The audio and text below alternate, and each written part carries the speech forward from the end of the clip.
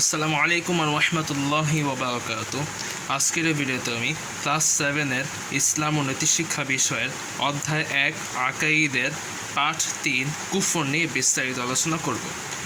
কুফর আরবি শব্দ। কুফরের শাব্দিক অর্থ হচ্ছে অস্বীকার করা, অবিশ্বাস করা, গোপন করা, ঢেকে রাখা। ইসলামী পরিভাষায় আল্লাহ তাআলা ও ইসলামের মৌলিক বিষয়গুলোর প্রতি অবিশ্বাস করাকে কুফর বলে। অর্থাৎ আল্লাহ তাআলার প্রতি অবিশ্বাস করা এবং ইসলামের যাবতীয় যে মৌলিক বিষয়গুলো রয়েছে সেগুলোর প্রতি বিশ্বাস না করাকে কুফর বলে। যে ব্যক্তি কুফরে লিপ্ত হয় তাকে বলা হয় কাফির। আমি আবার বলছি, যে ব্যক্তি কুফরে লিপ্ত হয় তাকে বলা হয় কাফির। কুফর হলো ঈমানের বিপরীত, কারণ ঈমানের অর্থ হচ্ছে বিশ্বাস স্থাপন করা এবং কুফরের অর্থ হচ্ছে অবিশ্বাস করা। সুতরাং কুফর হলো ঈমানের বিপরীত। কুফরের নানা দিক রয়েছে, যেমন প্রথম হচ্ছে আল্লাহ তাআলাকে অস্বীকার করা, অর্থাৎ আল্লাহ তাআলাকে আমাদের রব, সৃষ্টিকর্তা, রিজিকদাতা, পালনকর্তা ইত্যাদি হিসেবে না মানা বা বিশ্বাস না করা, এটাকে আল্লাহ তাআলার প্রতি কুফরি করা বোঝায় বা আল্লাহ তাআলাকে অস্বীকার করা বোঝায়।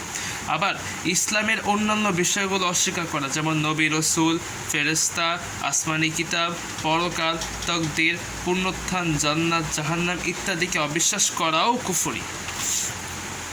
আবার আরেকটি হচ্ছে ইসলামের ফরজ ইবাদতগুলোকে অস্বীকার করাও কুফর, যেমন সালাত, সাওম, হজ, যাকাত ইত্যাদি অস্বীকার করা, এগুলোকে অস্বীকার করাও কুফরের অন্তর্ভুক্ত। আবার হালাল জিনিসকে হারাম ও হারাম জিনিসকে হালাল মনে করা কুফর, অর্থাৎ দুধ, হালাল জাতীয় জিনিস যেমন দুধ, খেজুর ইত্যাদিকে হারাম মনে করা এবং মদ, জুয়া ইত্যাদি হারাম জিনিসকে হালাল মনে করা কুফর। এরপর হচ্ছে কুফরের কুফল ও পরিণতি। কুফরের কুফল ও পরিণতি অত্যন্ত ভয়াবহ। কুফর হচ্ছে আল্লাহ তাআলার প্রতি অবিশ্বাস করা, তা আল্লাহ তাআলাকে সৃষ্টিকর্তা, রক্ষাকর্তা, রিজিকদাতা ইত্যাদি হিসাবে অবিশ্বাস করা। এই আল্লাহ তাআলা এইকে অবিশ্বাস করে আল্লাহ তাআলা একান্তই অপছন্দ করেন এবং তিনি এতে অনেক অসন্তুষ্ট হন, এবং এই জন্য আল্লাহ তাআলা মানুষকে দুনিয়াতে শাস্তি দেয় এবং আখিরাতে তাদেরকে শাস্তি দেয়।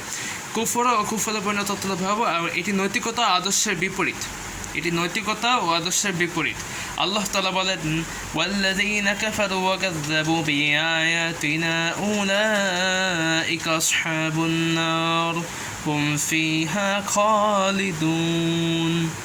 অর্থ, আর যারা কুফরি করে এবং আমার নির্দেশনগুলো মিথ্যা প্রতিপন্ন করে তারাই জাহান্নামের অধিবাসী। সূরা বাকারা আয়াত 39।